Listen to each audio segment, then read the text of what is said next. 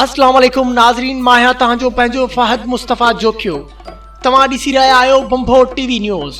यकीनन नाज़रीन, नारगी त तव्हां सभिनी खाधी हूंदी, पर छा तव्हांखे ख़बर आहे त नारगी आख़िर आई किथां? असां तव्हांखे ॿुधाईंदासीं त नारगी आई किथां, पर उन खां पहिरीं असांजो चैनल बंभो टीवी न्यूज़ सब्सक्राइब कंदा ऐं बेल आइकन दॿाइण न विसारींदा। हलूं था वीडियो जे तरफ़।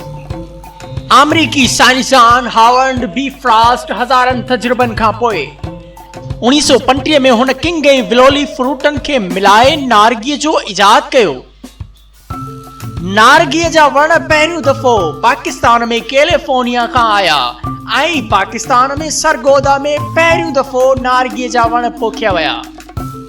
छो जो सरगोदा पाकिस्तान जो सर्द इलाइक़ो आहे ऐं नारगीअ जो फसल हमेशा सर्द इलाइक़नि में ई थींदो आहे।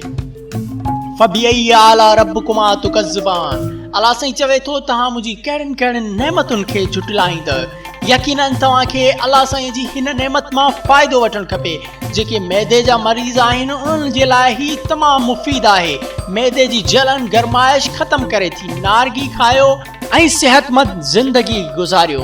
अगर तव्हां इंफॉर्मेटिव वीडियो ॾिसणु चाहियो था, असांजे चैनल बंभो टीवी न्यूज़ खे सब्सक्राइब कयो ऐं बेल आइकन दॿाइण न विसारींदा।